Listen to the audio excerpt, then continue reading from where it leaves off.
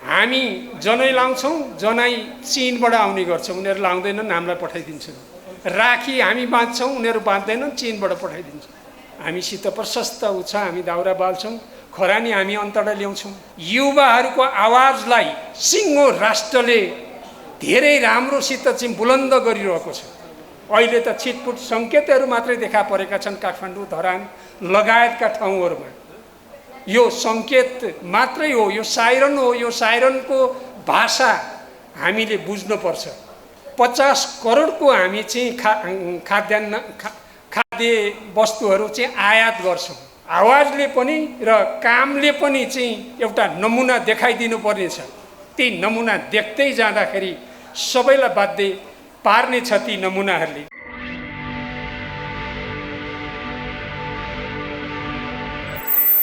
दुनियाँमा अभिभावकको खाँचो भए जस्तो छ। यी सबै परिस्थितिबाट अहिले नयाँ विश्व दृष्टिकोणको आवश्यकता टटकारो रूपमा देखा पर्न थालेको छ। तपाईहरुले पनि विचार गर्नुभएको होला। मलाई के लाग्छ भने दर्शनमा, सिद्धान्तमा, विचारमा अहिले बहस छैन। सारा दुनियाँको ध्यान व्यापारमा केन्द्रित भइरहेको छ र अन्य विषयमा केन्द्रित भइरहेको छ। हतियारको होडबाजी चलिरहेको छ। सैन्य क्षेत्रमा चाहिँ शक्ति राष्ट्रहरूले अत्यधिक खर्च गरिरहेका छन्। यस्तो परिस्थितिमा एउटा नयाँ विश्व दृष्टिकोणको निर्माणको दिशातर्फ दुनियाँका महानतम व्यक्तित्वहरू लागिरहेका छन्। त्यही विश्व दृष्टिकोण निर्माण सँगसँगै फेरि नेपालमा पनि राष्ट्रिय दृष्टिकोण निर्माण गर्नुपर्ने एउटा आवश्यकता छ। त्यो आवश्यकतामा हामी पनि त्यो विश्व दृष्टिकोण निर्माण गर्ने कुरामा एकाकार हुने, राष्ट्रिय दृष्टिकोण निर्माण गर्ने कुरामा हामी लाग्ने। म आजको विषय सिद्धान्तको, विचारको होइन। त्यसकारण यसमा धेरै लामो व्याख्या गर्न चाहन्न। मैले के मात्र गर्न खोजेको हो भने तीनटा समस्याहरू, एउटा महाव्याधिको समस्या, अर्को जलवायु परिवर्तनको समस्या, अर्को राजनीतिक उतार चढावहरूका समस्या, राजनीतिक अन्तर्विरोधहरूका समस्या हाम्रो अगाडि छन्। आजको सन्दर्भमा मलाई के लाग्छ भने यो जलवायु परिवर्तनका असर र प्रभावहरू एकपछि अर्को देखा परिरहेका छन्। नेपालमा पनि देखा परिरहेको छ। तपाईहरुले अनुभूत गर्नुभएको होला। हामीलाई छिनमै गर्मी हुन्छ, हामीलाई छिनमै जाडो हुन्छ। अकल्पनीय रूपमा घटनाहरू घटिरहेका छन्। मेरो गृह जिल्ला सिन्धुपाल्चोकको मेलम्चीको बारेमा तपाईहरुलाई भरपूर थाहा छ। मनाङमा त्यही बेला भएको बाढी पहिरोको कुरा थाहा छ। र अहिले यो हिम पहिरोहरू आश्चर्यजनक ढङ्गले चाहिँ आइरहेका छन्। किसानहरू यो जलवायु परिवर्तनका असर र प्रभावबाट यति धेरै पीडित छन्। धेरै कुराको व्याख्या गर्न त्यतातिर मात्रै केन्द्रित हुन त हामीलाई समयले साथ दिँदैन। तर मलाई एउटा कुरा भन्नै मन लागेको के छ भने दसैँको बेला थियो। किसानहरू आफ्ना सुनौला धान हेरेर राति सुत्नु भएको थियो। बिहान उज्यालो हुँदाखेरि ती सुनौला धानका बाला झुलिरहेको खेतमा त पोखरी बनिरहेको, ताल बनिरहेको, त्यहाँ त डुङ्गाद्वारा चाहिँ वारपार गर्नुपर्ने स्थिति बनेको। यी सबै जलवायु परिवर्तनका असर प्रभाव हुन्। तपाईहरुले समाचार सुनिराख्नु भएको छ। यति महत्त्वपूर्ण विषयमा तपाईहरुको ध्यान आकर्षण भएकै छ भन्ने मलाई लाग्छ। अहिले युरोपका चाहिँ बेलायत, पोर्चुगल लगायतका देशहरूमा चाहिँ बेलायतमा भन्नुहुन्छ भने इतिहासमै पहिलो पटक यो गर्मीका कारणले अथवा यो जलवायु परिवर्तनको असरका कारणले चाहिँ आपतकालको घोषणा गर्नु परेको स्थिति छ। त्यसकारण यसका असर प्रभाव पनि चाहिँ हामीमा परिरहेका छन्, परिरहने छन्। मैले यो भूमिका किन बाँधेको यो कार्यक्रममा भनेदेखि हामी यो चाहिँ अभियानमा छौँ। यो अभियानमा हुँदाखेरि यदि हामीले यो जलवायु परिवर्तनका शिक्षाहरूलाई राम्रोसित अध्ययन गरेनौँ, यसका असर प्रभाव बारेमा चाहिँ राम्रोसित विश्लेषण गर्ने, बुझ्ने गरेनौँ र यसका असर र प्रभावबाट बस्ने तिर ध्यान दिएनौँ भने हामी सफल हुन सक्दैनौँ। त्यसकारण यसका शिक्षाहरूलाई पनि हामीले ग्रहण गर्नै पर्छ र यसमा सबभन्दा बढी ध्यान दिने कुरा के हो भने हरित क्रान्तितिर नै हो।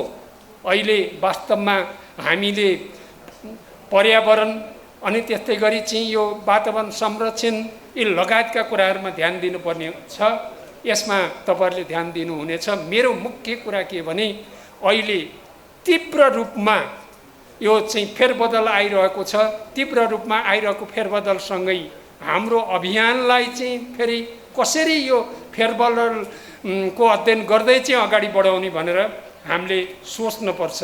सबभन्दा पहिला भूमिकामा मैले यति भने अब हामीले नवीनतम विज्ञान र प्रविधिलाई चाहिँ प्रयोग गरेर मात्रै अब चाहिँ यस्ता अभियानहरू अगाडि बढाउन सक्छौँ।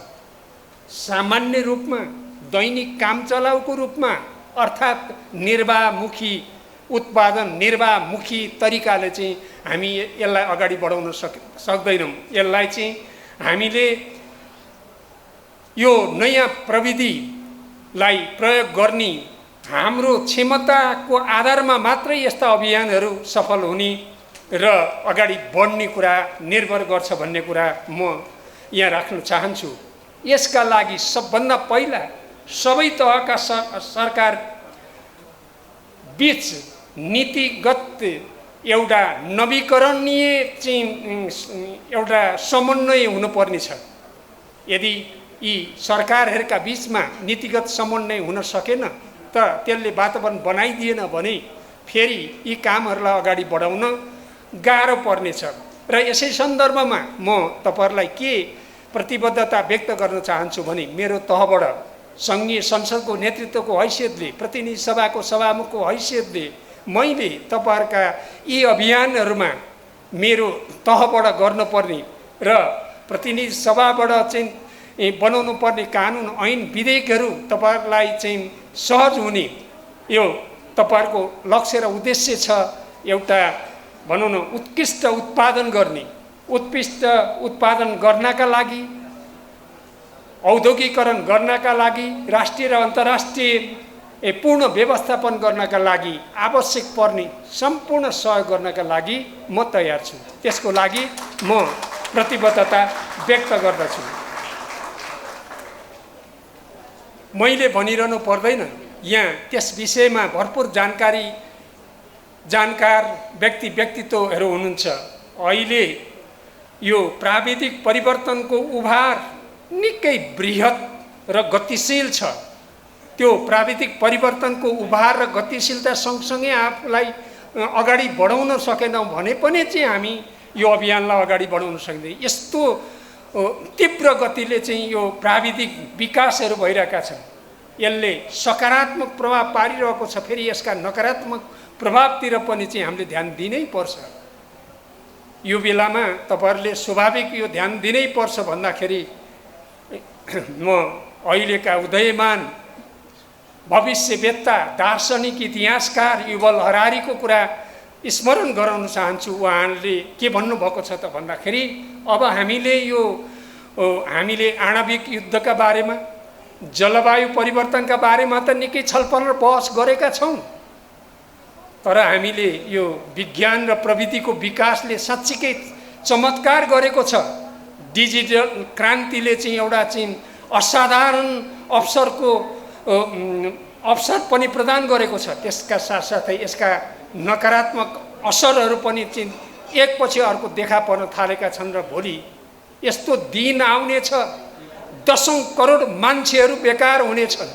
हामीले अहिलेदेखि नै तयारी गरेनौँ भने ती दशौं अझ अरबौं भन्दा पनि हुन्छ अरबौं मान्छेहरू बेकार हुनेछन्। हामीले अब त्यस दिशातर्फ पनि छलफल गर्नुपर्नेछ। मैले युवाहरूलाई र ऊर्जाशील युवाहरूलाई उद्यमशील युवाहरूलाई त्यतातिर पनि अध्ययनको एउटा पाटो बनाउनु पर्छ भनेर मात्रै यो कुरा भनेको हो। यसमा म धेरै व्याख्या गर्न चाहन्न। अर्को कुरा यो डिजिटल समावेशीकरणको समस्या पनि हामीले हल गर्नुपर्छ। डिजिटल समावेशीकरण भन्दाखेरि वास्तवमा भन्ने हो भने यस्तो अद्भुत क्रान्ति डिजिटल क्रान्ति भइरहेको छ, यसले ठुला ठुला अवसरहरू प्रदान गरिरहेको छ, तर यो सीमान्तकृत वर्गमा अझ पुगेको छैन, त्यसको पहुँचमा यो पुगेको छैन, त्यसको पहुँचमा पनि हामीले पुर्याउनु पर्छ। यस्तै अभियानहरू मार्फत ती सीमान्तकृतहरूको जीवनस्तर उठाउने, नयाँ पिँढीलाई चाहिँ जागृत गराउने कुरा पनि यो अभियानको काम हुनुपर्छ। त्यसो भएपछि मात्रै चाहिँ हामीले राखेका 3टा महत्त्वपूर्ण उद्देश्यहरू पुरा हुन्छन् भन्ने मलाई लाग्छ। यो जीवन स्तर उकास्ने अवसर पनि हो। जो डिजिटल क्रान्ति छ, यसले जीवन स्तर उकास्ने अवसर दिएको छ। यो अवसरलाई हामीले उपयोग गर्नका लागि यस्तै अभियानहरू धेरै कामयाब हुनेछन्। यस्तै अभियानहरूले एउटा वातावरण बनाउनेछन् र त्यो दिशातर्फ तपाईहरुले पक्कै नै सोच्नु भएको छ भन्ने मलाई लाग्छ। हामीले यो विश्वव्यापी प्रतिस्पर्धामा अगाडि जानै पर्छ। यो विश्वव्यापी प्रतिस्पर्धामा अगाडि जानका लागि हामीले यो डिजिटल प्रविधिमा अभ्यस्त हुनै पर्छ। अभ्यस्त हुन सकेनौँ भने हामी विश्वव्यापी प्रतिस्पर्धामा जान सक्दैनौँ। प्रतिस्पर्धामा जानै पर्छ, नत्र भने फेरि हाम्रो चाहिँ निर्वाहमुखीमै जान्छ र जाने मानेको चलन चल्तीकै दिशातिर हामी जान्छौँ। नयाँ र गुणात्मक फड्को मार्न हामी सक्दैनौँ। अब यहाँ तपाईहरुले उद्देश्य पनि राख्नु भएको छ। अहिले कति विडम्बनापूर्ण स्थितिमा हामी बाँचिरहेका छौँ भने नेपाल जस्तो देश जहाँ सागपात भनौँ न यी हाम्रा लागि चाहिँ असाध्यै धेरै ठुलो मात्रामा हामी उत्पादन गर्न सक्छौँ, तर गुन्द्रुक समेत हामी अन्तबाट आयात गर्छौँ। हामी जनै लाउँछौँ, जनै चीनबाट आउने गर्छ, उनीहरू लाउँदैनन्, हामीलाई पठाइदिन्छन्। राखी हामी बाँध्छौँ, उनीहरू बाँध्दैनन्, चीनबाट पठाइदिन्छन्। पछिल्लो चोटि त मैले सुने, तपाईहरुले पनि सुन्नुभएको होला, म साँच्चीकै त्यो सुनेर स्तब्ध भएको छु। हुन त म फेरि राज्यका 3टा अङ्गमध्ये एउटा अङ्गको नेतृत्व गर्दैछु। खरानी समेत नेपालमा आयात हुन्छ। हरियो वन नेपालको धन, हामीसित प्रशस्त उ छ, हामी दाउरा बाल्छौँ। खरानी हामी अन्तबाट ल्याउँछौँ र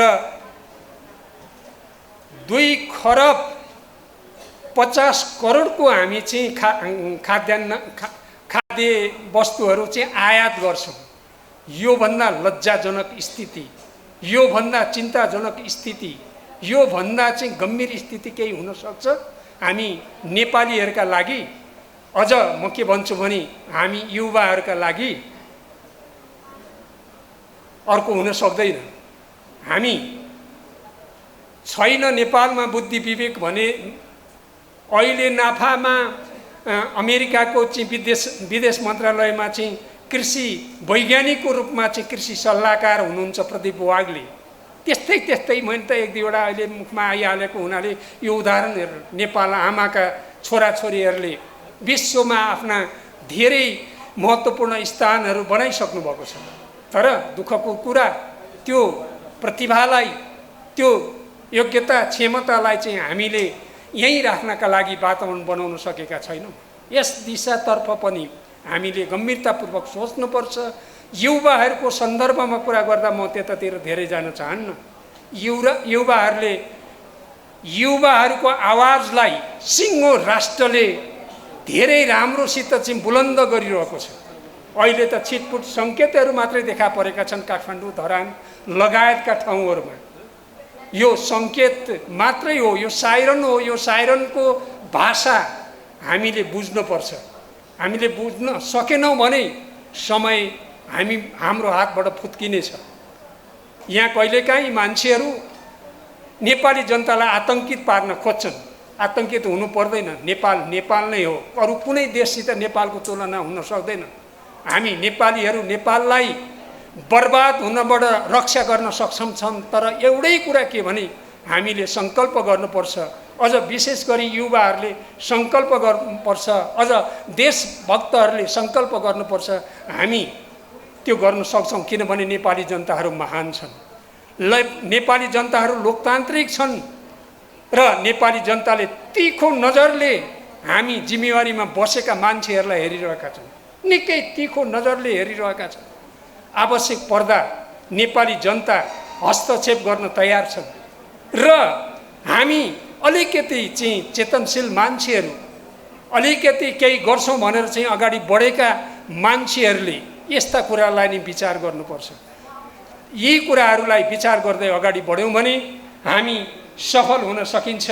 यस सन्दर्भमा स्थानीय उत्पादनलाई चाहिँ बढाउने कुरा नै हो, स्थानीय उत्पादन वृद्धि गर्ने नै कुरा हो। विडम्बना के छ भने मैले अघि नै भने 2 खर्ब 50 करोडको चाहिँ हामी खाद्य वस्तुहरू चाहिँ आयात गर्छौँ, हाम्रा जमिनहरू जम्मै बाँझा छन्।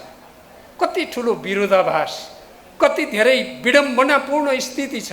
यसलाई अन्त्य गर्नका लागि यस्ता अभियानले योगदान गर्छ भन्ने मेरो विश्वास छ र मैले आज यी कुराहरू अलिकति भन्नुपर्छ। यस्ता युवा उद्यमी र देशको लागि केही गर्नुपर्छ भनेर लागेका युवाहरू र लागेका साथीहरूलाई केही कुरा भन्नुपर्छ भनेर पनि चाहिँ मैले समयको व्यस्तताका बिचबाट पनि केही कुरा म यहाँ आएर भन्दैछु। विविधीकरण, व्यवसायीकरण, आधुनिकीकरण र अहिले हामीले ध्यान दिनुपर्ने कुरा यी हुन्। तपाईँहरूको उद्देश्यसित यो एकाकार हुन्छ भन्ने मलाई लाग्छ। यसका लागि हामीले खोज अनुसन्धानमा ध्यान दिएकै छैनौँ। वास्तवमा खोज अनुसन्धान धेरै नै महत्त्वपूर्ण कुरा हो। खोज गर्ने, अनुसन्धान गर्ने, त्यसका निष्कर्षलाई लागू गर्ने। दुनियाँका आज जति पनि देशहरूमा चाहिँ ठुला चाहिँ उन्नति, प्रगति र विकास भएको छ, त्यो खोज अनुसन्धानले नै भएको छ। अहिले भर्खरै तपाईँहरूले सायद पढ्नुभयो होला त्यो लेख, शीर्षकै इन्डिया, नेपाली मूलको इन्डियामा रहिरहनु भएको र त्यहाँ चाहिँ विशिष्टता हासिल गर्नुभएको पी लामाले लेख्नु भएको छ। चीनले गरिबलाई पुरै जरैदेखि उखलिदियो भनेर उहाँले चाहिँ बडो रोचक लेख लेख्नु भएको। दिनमै 39,000 मान्छेलाई गरिबीबाट मुक्त गर्ने कस्तो हिसाब किताब, कति धेरै चाहिँ सूक्ष्म योजना भन्नु त। दिनमा 39,000 सम्मलाई गरिबीबाट मुक्त गर्ने दिनको कुरा गर्नुभएको छ। यसको मैले व्याख्या गर्नुपर्छ यसको चाहिँ गहिराई, यसको बहुआयामिकता। त्यसरी चाहिँ मान्छेहरू अगाडि बढिरहेका छन्। पुरै जरैदेखि उखलिदियो भनेको छ। हाम्रो देश पनि कम्ती छैन र अझ हाम्रो देशमा यति नानाविध जैविक विविधता यति धेरै छ। वास्तवमा एउटै कुराको कमी छ। हामी जिम्मेवारीमा बसेकाहरूले चाहिँ जिम्मेवारी बोध गर्दै एउटा सङ्कल्प गरेर अगाडि बढ्नुपर्ने छ र यसको लागि तपाईँहरूले पनि चाहिँ आफ्नो ठाउँबाट आवाजले पनि र कामले पनि चाहिँ एउटा नमुना देखाइदिनु पर्ने छ। ती नमुना देख्दै जाँदाखेरि सबैलाई बाध्य पार्ने छ ती नमुनाहरूले। त्यसकारण म के भन्छु भने यो आइटीको त्यत्तिकै महत्त्व छ। मैले त्यसको बारेमा पहिला पनि व्याख्या गरिसकेँ। खोज अनुसन्धानको साथसाथै हामी डेटामा चाहिँ धेरै लाग्दैनौँ, त्यसको महत्त्व दिँदैनौँ। सामान्य तथ्याङ्क जस्तो हामी ठान्दछौँ। डेटाको महत्त्व हामीले सोचेको भन्दा, हामीले बुझेको भन्दा 100 गुणा बढी छ। मैले जति बेला मेलम्चीमा बाढी पहिरो आयो, धेरै चाहिँ विज्ञ विशेषज्ञहरूको टिमसित कुरा गरेपछि मलाई पनि के थाहा भयो भने मैले बुझेको डेटाको महत्त्वभन्दा 1000औं गुणा बढी त्यसको महत्त्व रहेछ। डेटाको बारेमा हामीले अध्ययन अनुसन्धान अथवा डेटाको बारेमा हामीले राम्रो जानकारी लिएर गर्ने भने ठुला दुर्घटनाहरू कहिलेकाहीँ त हाम्रो काबु बाहिर पनि हुन्छ। तर हामीले हाम्रो तयारीलाई चाहिँ गुणात्मक ढङ्गले चाहिँ बढायौँ भने कहिलेकाहीँ चाहिँ ठुला दुर्घटनाहरू पनि चाहिँ हामीले चाहिँ रोक्न सक्छौँ डेटाको माध्यमबाट। त्यसकारण यतातिर पनि हामी ध्यान दिनेछौँ भन्ने मलाई लाग्छ। वास्तवमा हाम्रो कमी केमा छ त र केमा हामीले जोड गर्नुपर्छ, यो तपाईँहरूलाई भन्दा पनि म आफैतिर फर्कने कुरा हो। कृषि र खेती प्रणालीलाई राज्यसँग, सरकारको बजेटसँग, मौद्रिक नीतिसँग हामीले राम्रोसित जोड्न सकेका छैनौँ। त्यसलाई जोड्नै पर्छ, अनिवार्य रूपमा जोड्नुपर्छ।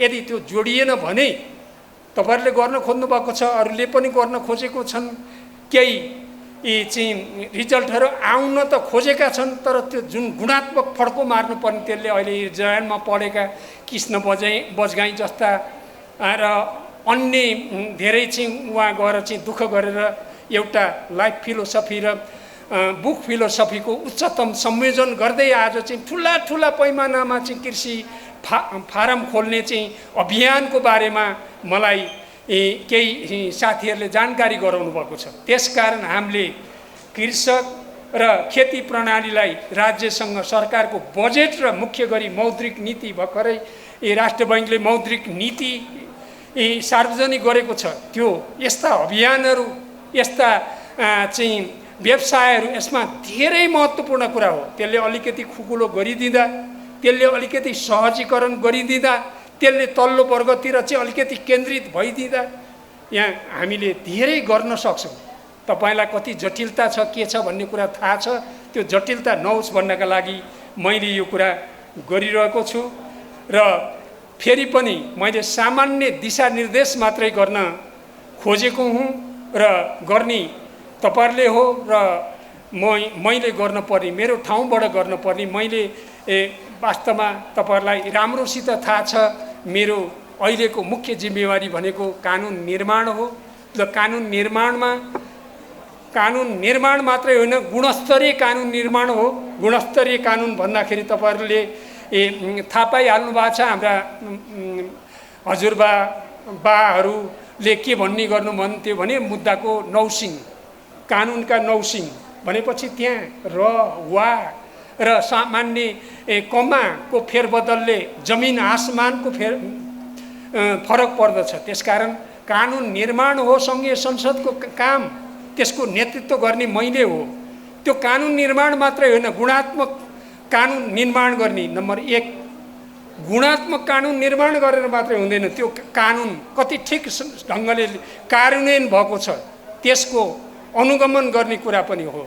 त्यस्तो वातावरण अझ बनिसकेको छैन। तर फेरि पनि मैले भन्दाखेरि कुरा के भने त्यो दिशातर्फ पनि यसले काम गर्नुपर्छ। म